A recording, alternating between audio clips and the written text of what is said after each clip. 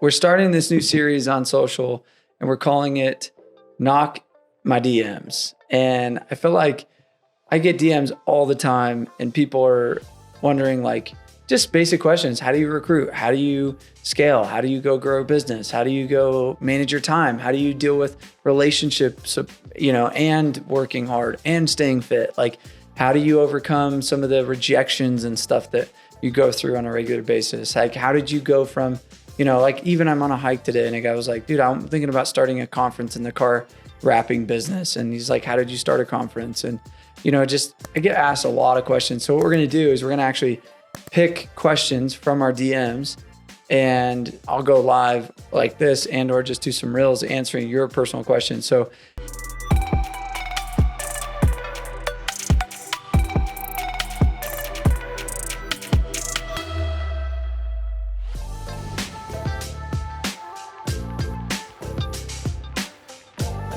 how to make a really, really good first impression on the doors. And it starts with just a smile. Like, so many people don't remember the simple fact of smiling and, showing that pearly white teeth. And if you don't have good teeth, go get braces. Like, I think there's so many people that smell bad, have bad teeth, have bad beard, like have bad BO. And I'm like, bro, you already got an uphill battle selling. You're a door-to-door person. You got to give every best shot you got. So, get good breath, go get braces, show off your pearly white teeth and look the part. Like, I think so many people, they think of what they're about to say is so important. But in my opinion, it's like how you appear is even before words start coming out of your mouth.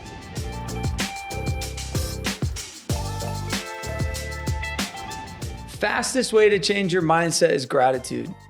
Everybody thinks, motivate, what's my why, what's this? But like dropping yourself to humility, and stop getting in the comparison game is the fastest way to change your mindset. Meaning, list off 5 things you're grateful for right now. Like the fact that you have a bed. And I every single night before I put my kids to bed, we list 5 things we're grateful for. And so I pick them. I say, what are you grateful for? What are you grateful for? And I swear, like the 4-year-old's always like animals. But now like the 9 and 7-year-olds starting to get creative. They're like, bowls. I'm like, oh yeah, I am grateful for bowls. You know what I mean? Imagine a world that we don't have bowls. You know what I mean? Or like just stupid things. And all of a sudden you start doing that, you list off 10, 20, 30. It's hard to be super victim, bad mindset when you're in a state of gratitude.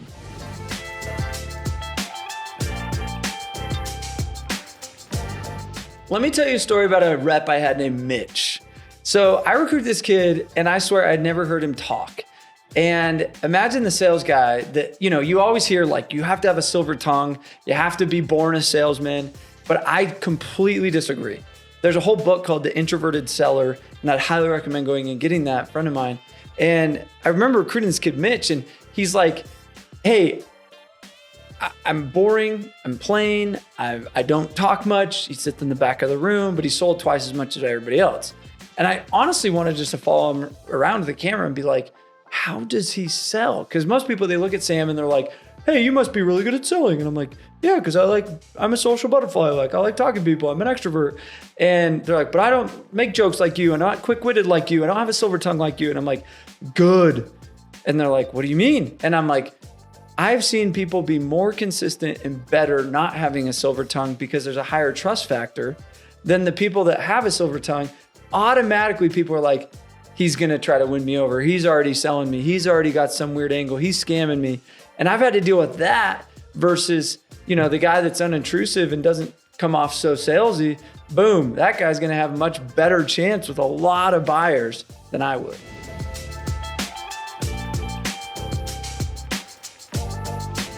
The number one common mistake people have when they're selling is simply not going for close. And it's due to their insecurity, meaning they walk into that sale, they're like, oh my gosh, I got beat up with a couple objections, or they might have had a couple little bumps in the road. But then at the end, they're like, I don't want to look bad. I don't want to be wrong. I don't want to get rejected. And so then they just hope it somehow closes without persistently saying, I'm not walking out of this home. I'm not getting off this phone until the damn deal is done. And I'm not getting a maybe, because in my opinion, the number one mistake is people wait and get too many maybes instead of getting too many no's. And so I'd rather get more no's, which then lead to more yeses, than a bunch of maybes.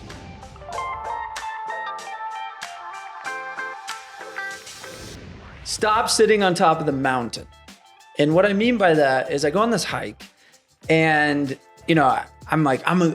every dude has this like imagination of like, I'm gonna go to the top of the mountain. And anybody who lives where there's mountains, you're like, you see, like, it's a masculine thing. It's like, I need to accomplish that. I need to hike there.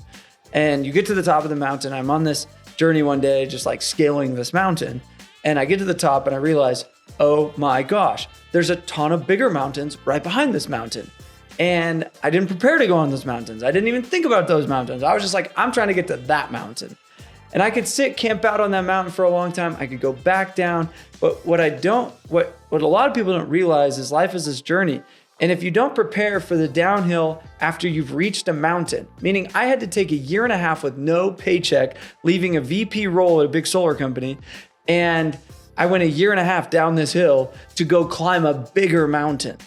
And if you're not looking at the mountain beyond the mountain while you're currently hiking this mountain and not anticipating that this is just a chapter in your life, not the destination, then you're missing the point. And so, what's your 5-year goal? What's your 10-year goal? What's your 20-year goal? What's your 100-year goal? What's your 500-year goal? And you're like, a 500-year goal. It's like, I'm just now practicing thinking a mountain generationally. I'm practicing thinking bigger mountains. That'd be my 2 cents.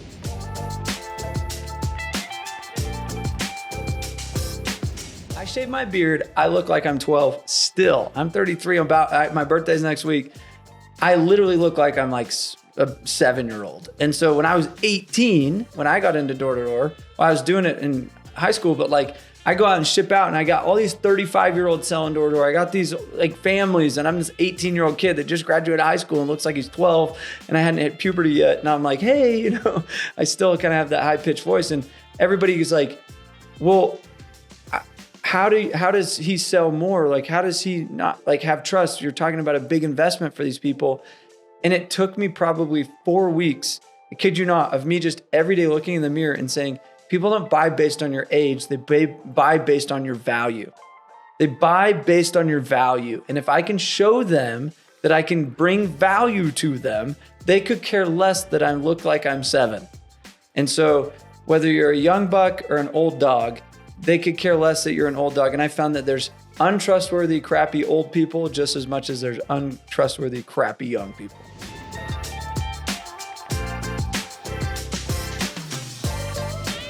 If you can't handle rejection in your life personally, you aren't going to handle it well on the doors. I think security is one of the biggest deficits that we have in this life, meaning today's society is becoming a mental health problem where they're like, I'm insecure, I'm comparing because of social media, because of just the way that society is. And so we always think that we always are seeing the best angles, the best life, the best this.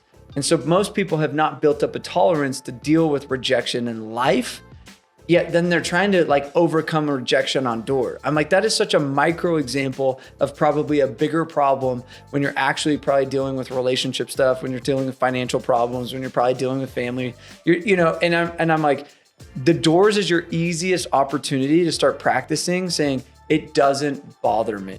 Because now I could have shit hit the fan, lose a couple $100,000 here, have this shit happen here. And I'm like, I knocked doors. I had thousands of practices on a regular basis of getting rejected, having days where I made $0. Like this just made life easier. So until you're like okay and comfortable with dealing with rejection on any aspect of your life, you're going to keep taking personally all the rejection you get on the door.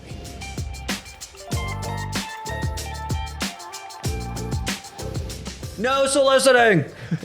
I get that all the time. I mean, it's so funny. I remember my in-laws having a no soliciting sign on their door. There's a no soliciting sign on this door. Thank you. And what I realized is that is just somebody saying, I don't like to be bugged. But not them saying, I don't care to have friends and receive value.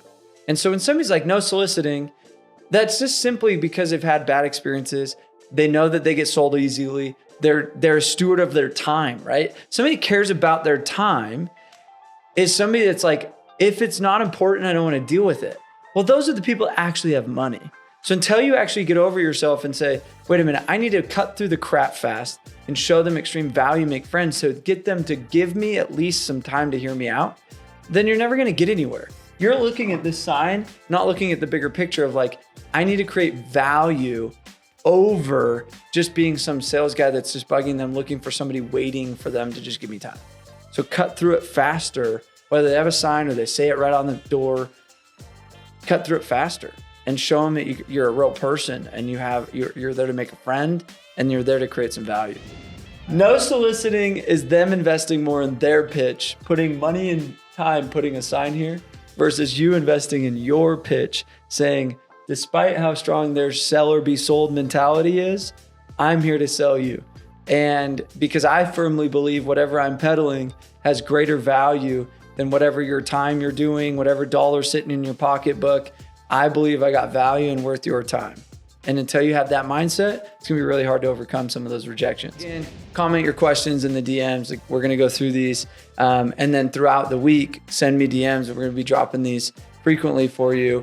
And I'll just take your question and be able to pose it. And whether you wanna be anonymous or you don't mind if we use your name or whatever, but here to support. So again, Door Con's coming up January 26th and 27th. So make sure you don't miss that. Hope to see everybody on this there. It's gonna be an epic event. We already have most of the speaker spots full and over 1,000 something tickets, and it's gonna be a really, really cool show. So don't miss that.